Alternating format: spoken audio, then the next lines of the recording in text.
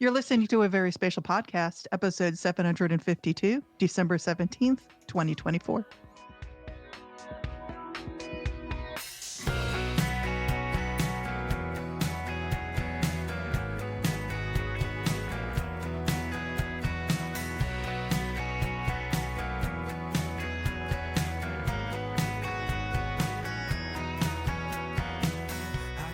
Hello and welcome to our Very Spatial podcast. I'm Jesse. I'm Sue. I'm Barb. And this is Frank. And this week we're going to talk about things including World Lidar Day is coming up on February 12th. Just wanted to let you know. That's it. What is World Lidar Day? It's the day that we recognize LiDAR all around the world. Is it just World Lidar Day as opposed to ground LiDAR? Or do we recognize ground LiDAR? I think it's all kinds of LiDAR being recognized from aerial to terrestrial and all the uses in all of those. The world best recognized LiDAR. Okay, that's cool. That's cool. The WMM, the World Magnetic Model, has been updated. This is what tells us the magnetic north for things like navigation systems. It's been updated by the UK Defense Geographic Center, the US National Geospatial Intelligence Agency, the US NOAA, National Oceanic and Atmospheric Administration, and the British Geologic Survey. I think really most importantly, brought to you by the poles, the magnetic sphere that's helping us, not bake from solar radiation. Yeah, and equally as importantly, it's been updated because they're slightly different than they were. As it always is. Natural, Yeah. Which is just natural. That happens. Don't freak out. It goes on. And in fact, at some point, the North Pole will be the South Pole. The South Pole will be the North Pole. Nobody knows when. It's a little freaky to me. I think one of the things is that I miss about having quads as kind of a normal class thing in the geospatial classes is the lack of the declination angle at the bottom of the quad that showed you, okay, well, this was where magnetic north was the year that we made this iteration of the quad. No, just me? Okay. Well, you know what? I never actually paid attention to that. So that was, now that you're thinking, I was like, oh yeah, that is on there. That is kind of cool. Yeah, they updated. It's going to have greater accuracy. It's something that we use all the time without thinking about it, and this makes it better. So scientists in Hawaii, in conjunction with a Canadian company that works with drones, have been using drone technology, and they found a rare type of orchid that's actually more common than they thought when they started to use the drones and drone mapping to start to map where it is. And this is part of a larger partnership that they're doing to look into plant extinction prevention. It's just really interesting because, again, it shows you that what you think you know and then what you actually find out by using different types of geospatial technology can be vastly different things. I just want to say the really cool thing about that news item to my mind is that you think, well, haven't we seen everything from above? Well, actually, the interesting thing about this plant is it's in the middle of a 2,000-foot cliff, and you can't get it from above or below, and the rocks are treacherous and crumbly. So even if you try to climb over there, you'd probably fall. So literally until we got drone technology able to do this, which has been around for a while, but they used it for the first time, they couldn't get at it to see that. That's pretty cool, I think. It goes along with the awesome band name. And I can't remember if it's Zach or somebody from UNCP that we came up with the band name, Niches for Finches. There you go. But So now that's niches, just the news. I just thought that was really cool. Yeah, so niches for orchids. Wait, not orchids. It's actually a new species. It says it belongs to the carnation carnation family. Carnations. So niches for carnations. There we go. That actually works better than orchids. So niches for carnations. There you go. Not cliffs for carnations? Yeah, but you kind of lose the connection to that guy, Charles Darwin. evolution guy. Charles Darwin. Also, And others. He had beagles and it may just be the guitarist to me. It makes me think of Cliffs of Dover by Eric Johnson, which is a whole different thing. Anyway. in a web corner that Barb found is the WhatsApp chat map. Okay, that's just evil for names. WhatsApp chat map. And so what this is wow, just terrible tonight. Humanitarian OpenStreetMap team got a call for, hey, we want to do some mapping. And they're like, what's a really easy way that we could make this happen? They're like, hey, there's this cool app that everybody uses called WhatsApp. In the need for creating map data very quickly, very easily with something that already exists, they're like, lots of people use WhatsApp. And if you use WhatsApp chat, it can keep your location history if you give it the chance to. And so folks came along and created the chatmap.hotosm, so hotosm.org page, where you can take existing WhatsApp chats. You can export those from the chat in the app, WhatsApp app, and bring it into the chatmap hotosm.org page, and it'll give you a map. And so, I had a map that we had done a group chat in Japan. Oh, it's gone. And it was interesting to see, what happened whenever you take your data. We only had a few people who had location enabled in the chat, so it wasn't a bunch of points, but it works. And it's, something that lots of people already have on their phone. They're already using it for communication anyway. You don't necessarily have to have multiple people in the chat, but if you have a lot of people working on one data collection, why not? And so then you just bring down one chat. So it's a nice little tool. And WhatsApp is very, very popular around the world. Yes.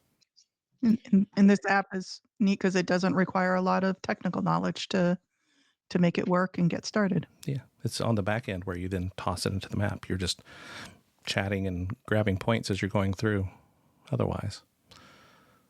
And of course, with the recent intrusion into the RCS and SMS, was it RCS as well as SMS that China hacked into? Either way. Countries have been hacking into various non-encrypted data technologies. And so since this one is encrypted in theory, you're kind of safe, I guess. Does anyone here use WhatsApp besides me? I use it. Really? I use it because when I work with international students and professionals, it's what they use. It's what they're used to. We use it when we're on trips. Yes, sporadically. Literally the only thing I use it for is a guitar group that I follow. They use it for communication. So Go out and check it out. Okay, so this week, I just want to bring up some questions and see what people think, because literally what I titled the topic this week is discussion around questions Jesse had this week. Yes, as we roll towards the end of the year. It's not like a year-end thing, but it just so happens that... No, I have questions that I want other people to give me their take on, not a year-end type of thing. Yeah. That's for the next episode. Yes. And so the first one, just heard about this today, and it's tied to, so Tim Johnson, the longtime, many different positions, but eventually director of the North Carolina GIS, and then maybe even now, as he's retiring, the director of all of IT in North Carolina. I can't remember, but he's retiring. So congratulations for many, many years, decades, really, on working with GIS, especially within North Carolina. So congrats. But one of the things he's going to be doing is stepping away to be part of the National Geospatial Collaborative, which I had not heard of before. And this is something that's coming out of the National States Geographic Information Council, NISGIC. But the National Geospatial Collaborative is a nonprofit that's just kind of starting up. Really, the only place you find it is in references on the NISGIC webpage so far. So has anybody else heard of this? Know anything about it? No, is the Okay. short answer. I was actually just thinking of messaging our state GIS coordinator and saying, because she is the representative for the state of West Virginia to NISGIC, and do you know about this? What is this thing? Yeah. And so it's just kind of curious. If you go to, and I think right now, one of the big names in East Coast GIS people, Bill Johnson, geography and GIS really, is currently, I think, at least a board member, if he's not the person who's kind of chairing it right now. And he had a post on LinkedIn earlier this year. So really, it's only been around for a couple of years. I think they announced it in 22, 23, somewhere in there. But they came up with a vision statement, to boldly pursue a more effective geospatial ecosystem. It's just a little tantalizing morsel that I want to know more about now, what they're doing. And, as a nonprofit, a new nonprofit. It's, not like they have a lot of wherewithal to do a lot of stuff. So I'm not surprised that there's not a lot of information out there, but I want to know more. And I just wanted to see if anybody else had heard anything about it before. Yeah, and I'm just excited about it because I was just thinking about this when I was looking for some things for our state association that, in other industries I come from, like solid waste, we have a lot of groups we can go to for information and support that's just more centralized. And I felt like, we have all these things that go on, but they're not so centralized. There's not one hub that covers everything for, just our whole community, everybody in it. And I feel like this might be the answer to that of where do I go to get information on things that affect everybody within the geospatial sphere in the U.S. especially. Yeah, we don't know. We don't know what they're doing yet. Yeah, I mean, I have both. I think both potentially something really good, but also I do have some questions because it seems that at least initially it's not going to be one that people can join. It's going to be a collaborative of organizations. And so there's going to be that extra layer in between. And sometimes, you get issues that maybe as a group, somebody really wants to push, but it doesn't necessarily mean that it will trickle down to sort of individual people. And the idea, right, to boldly pursue a more effective geospatial ecosystem, I guess broadly, absolutely agree with that. But again, I mean, and early on, as noted, they don't really have definition for what that means. Yeah. But the stakeholders are including academia, private sector, public agencies, right? So many people who utilize geospatial technologies. I think that there are, as pointed out, lots of gaps in how things work. And if we wish, different parts could work together. Because kind of being selfish and thinking about the academia sector, right? We're often very disconnected, some of us, from what is actually needed and happening in say the private sector. I mean, we keep up on what's not, but sometimes it's like, well, it's not an understanding of how our wheels move timeline-wise versus, say, somebody out in the private sector. So some of those things, it would be nice to have a sort of broader network feedback loop, I guess, is what I'm thinking. Like this thing called the Geospatial Professional Network. So anyway, so that's my just off the cuff initial thoughts, because I also was not familiar. Okay, question number 2 for this week. OSM went down. What? I mean, it was very quick to get back up in terms of read only. I think it may I didn't check right before we did it, but earlier today it was still read only. They were already apparently working to steady their infrastructure, and this just happened to happen right when they were about to do that. So it's just horrible timing, but I don't know. Thoughts? I mean, to me, OSM is infrastructural at this point. And yeah, when I saw that, I was thinking this is why they are considered a digital public good, to provide support, because so many people rely on them to hopefully steady things like this that might happen. Because like you, when it went down, I was like, okay, what happens when they go down? And so many people rely on them for infrastructure. Yeah. Now, to be fair, a lot of people have cloned theirs, and so they're running their own instance for their businesses and stuff. So it's not like their site going down took down most of the mapping applications that exist out there. It could have if people weren't cloning, it regularly and keeping their own version of it. But still, it's a massive impact whenever you think about just how many sites, apps, researchers, etc., rely on OpenStreetMap for a data source.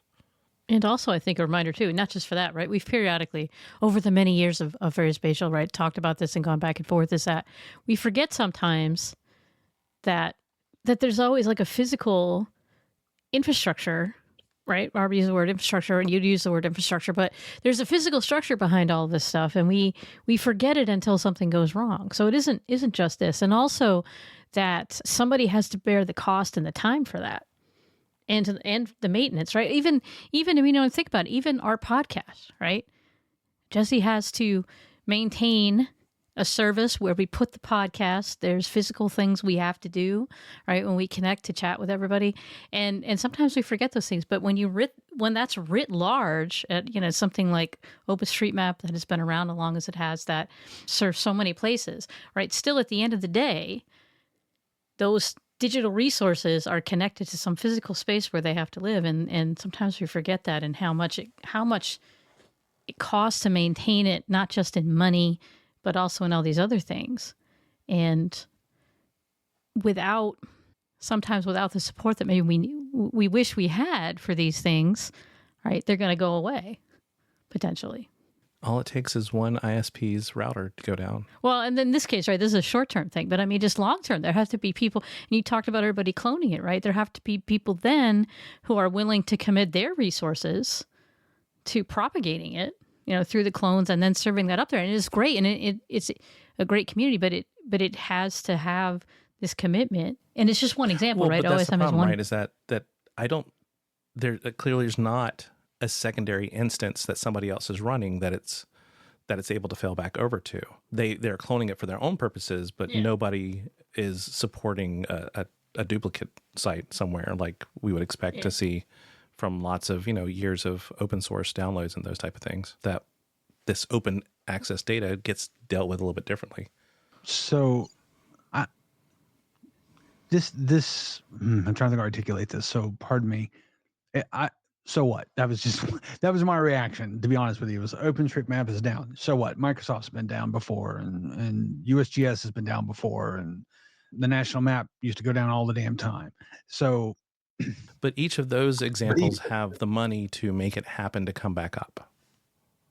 Yeah, well, but it's part of the internet, right? I mean, just things go down sometimes. So like it didn't really phase when I heard, OpenStreetMap's down. Like, so they'll get back online. It'll happen. Yeah, eventually. that's not the question.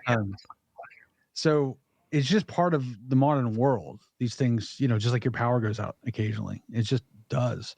So this bothered me a lot less than it seemed to bother other people, not just what we've been talking about here, but I saw on the internet, people were freaking out a lot. And I thought, well, haven't you, lost TikTok occasionally or Reddit or whatever, thing it is that your thing is? It just doesn't work for some reason. It's just, part of the world we live in. It is true. But if we can kind of encourage people to maybe, give a little to a nonprofit that a lot of people are utilizing, why not? Yeah, I mean, definitely do that, irrespective of the fact that it went down. I mean, do that anyway. It's an important service that's available. But even if you give money, I guess the flip side of that would be, like, even if you gave money to help in these type of situations, it's still going to go down eventually. It just will. Yeah, but if there's a backup server somewhere on the other side of the planet that there's a failover to, then it takes care of it. Well, hopefully. I mean, I've certainly had in my minute example where I had a failover and it was working fine, and then it didn't whenever I had a crisis, and I don't know why. So it's just give money to this organization, help them make them more resilient, but understand it's never going to be perfect. So I will move on to drone news impact. This is based really on Barb sending a Reddit post. Well, it was just funny because in that post, it's a normal forum where they talk about drones for people that are within the profession. And they shut it down because they were getting so many people that were coming there that didn't understand drone technology based on what was going on in the news. And they basically were like, we can't handle all these questions. And you don't understand what drones are. You don't understand what things are in terms of, remote Earth observation. So I just thought it was very interesting because, again, our profession tends to be very, not hidden, but we're an iceberg. And what people see are the outputs of what we do, but they don't see the technology side. So in this case, what you were seeing in the news were reports that people were seeing normal drones, very different types of drones than they are used to, because some of them might be, industry based or hobbyist, but also in some cases they were aircraft or unmanned aircraft, in some cases constellations. Not constellations of drones, which do exist. Yeah. Just star constellations. Again, not understanding, Earth observation. But for me, what was funny is I have a different perspective because being from New Jersey in school, we learn about War of the Worlds. And this felt very similar. So for me, the thing that it kind of comes from is we all saw the news items about this, and every time one popped up, I'm like, okay, so why has nobody just done a check for, because everybody has to tied to part 89 of part 107. Oh wait, part 89 isn't part of 107. Never mind. But of part 89, you have to have remote ID on your drones now. So just get somebody out there who has an appropriate app, which there's only like 2 apps, so whatever, and check to see who's there and flying it, because they are flying legally. They are lit appropriately. They are at appropriate elevations. So they most likely are flying legally and so have remote ID turned on. And it's also possible they have a waiver. So just look at the FAA waiver list, which is a public document, to see if there's any waivers in those areas. Now, of course, more recently with all the other ones popping up in various places, I'm assuming those are copycats to take advantage of the fanaticism tied to the New Jersey ones. But it's probably a company that just is flying legally, is my expectation. And just nobody wants to be that company that's like, yeah, we're the ones who are legally causing these people to freak out, but we don't know why they're freaking out. The concern I had here was the negative press around drones.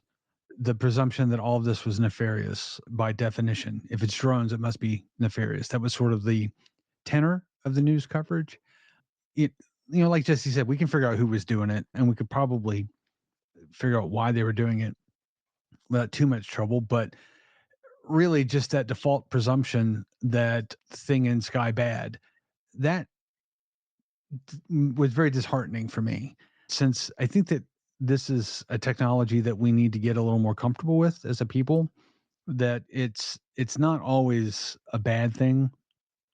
It's a useful technology. It could actually make your life a lot better, as long as everyone follows the rules, right? And that was a very upsetting turn in the conversation in the news, particularly considering that an awful lot of the people, let's not get too political, but an awful lot of people that were having issues with it tend to support agencies that tend to utilize this technology. I'm trying to not say something political, but it was a really weird thing. And I'm not sure how we as an industry address these technologies that we use in such a way to avoid the surveillance state judgment that goes back to this GIS and society debates, but from a different angle.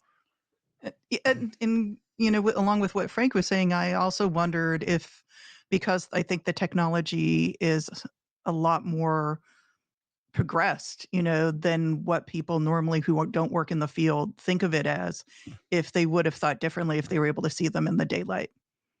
Like, would this have been different if they were flying during the day rather than at night?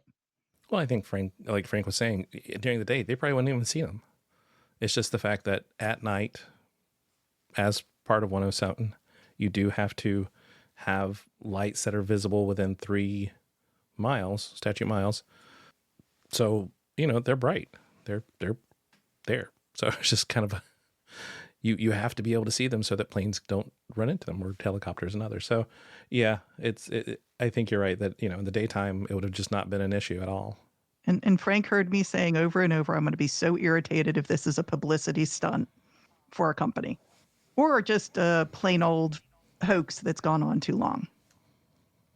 Well, and I think that's where we're getting now, because we have other examples in now Southern California, North Carolina, somewhere else in the Northeast, that have been called out. And of course, then you have all the people who are, like you were saying, who are calling out stars as, well, is that a drone? No, it's just a star. It's been there all along. It's just, and that's a plane, and that's a helicopter. Yeah. And it's just like, calm down. Yes. This has been around your entire life. Relax. Yeah, I think that was my initial reaction. Like, calm down. We went from news, and then to say like the change in media coverage too, right? We went from news articles about drone delivery and all kinds of stuff, drones being used to things into disaster. I mean, like all of these types of things about using drones and stuff to this being, and it's just, it feels like a step backwards. It just really does. And my final question this week, and I think this is the one that is the biggest question mark left hanging, is: are we nearing the end of the Arab Spring? After 14 years, as of this month, I think we're seeing with Syria. Well, it depends on what you mean by end. I think they would think it would be their spring. To be honest, that they would have a separate spring. Yeah. In this case, fall. In this case, I mean, like, it depends on what you mean by end. I mean, the end of the tide that created it. Yeah. Well, I mean, or everything starts in Tunisia in late 2010, and we talk about how things happen very quickly in places like Yemen and Egypt and other various countries in the region. And things start in Syria in 2011, but because of ISIS and various interactions and all these different things, it has kind of been a simmering pot for the last 14 years. And so is this, can we don't know what's going to happen now, but, is this something that is still part of the Arab Spring, or is it now a new day that we don't tie to the last 14 years of on again, off again rebellions? So when I read this question, Jesse, from you, I thought it had to do with social media and location-based apps that made this possible. And, again, at the time it was more everyone in one place. And now that everyone worldwide is sort of, there's many different platforms that you could be on, that's what I was taking as your ending of, if you don't have one location where people gather, then, is something like that possible? So that's how I was reading it when I saw going that back discussion. to WhatsApp and things like that, it makes it more possible because now we have channels that are harder to be shut down by governments, like they did in the Arab Spring movement, especially in places like Egypt and other places, where they just shut down the internet, which of course they very quickly turned that off so that business could go back to, so they didn't just cripple their entire economy. But okay, so I'm the one who kind of thought that. Well, no, I don't think that. I just think it's a much more complex question that I would think on more before I would comment on, just because of the just deep implications of. Well, like I said, whenever I started this one, it's like one that isn't really answerable. My take is a bit radical, which is, did we ever have an Arab Spring? And I know that we think about a particular period of time for a particular set of responses to stimuli as, oh, this is a change, the Arab Spring. This is I was going to say radical departure, but I mean, that's a little strong, a significant departure from the past. But if you follow this history back, certainly 50 years to modern history, post World War II, to keep it even further back, these undulations are not unusual. No, maybe that's not the word. They have happened significantly, and my feeling is that the Arab Spring as a construct is a little bit Western derived, that we want it to signify something momentously changing in this region. And I think, to Sue's point, it's very complicated, and understanding what's going on there is really hard. I studied this as part of one of my degrees, and I would never pretend to even be able to touch the surface of it, other than to say that there was a lot of exciting things happening, 10 to 12 years ago in that region. And I think that we got a lot of excitement from the West, and the reality has been much more complicated and less clear cut. And I think that maybe it's the end of the Arab Spring in the sense of maybe the West is finally understanding that these things are going to be micro changes over generations, maybe, before it's a true evolution of this stuff. So that was my thought about that question. Is it the end of the Arab Spring? Kind of, but only because maybe it's from a Western perspective, we're realizing, oh, this is not as momentous and clear cut as we hoped it would be 15 years ago, 12 years ago. Okay. And those are discussions around the questions that I had this week. Just raised and chatted about and to think about, right?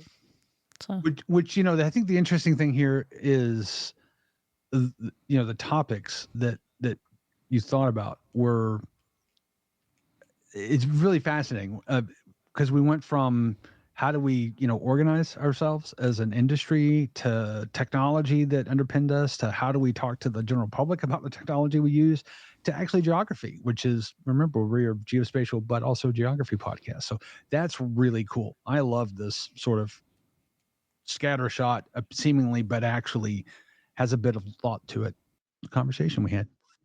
Okay, I'm not going to suggest that I had a thought behind it. So, oh, come on, you did. Having come from my brain, I will say, other than swapping two things so they'd be in a certain order, there was no thought.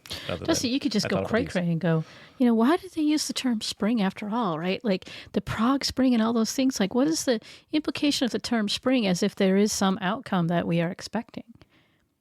Right, that it's the spring, a dawning, a new growth of some particular thing that perhaps, and frank with the Western mind, right, that we are expecting, but we don't take into account what has come before in the different places, right? Sure. Yeah.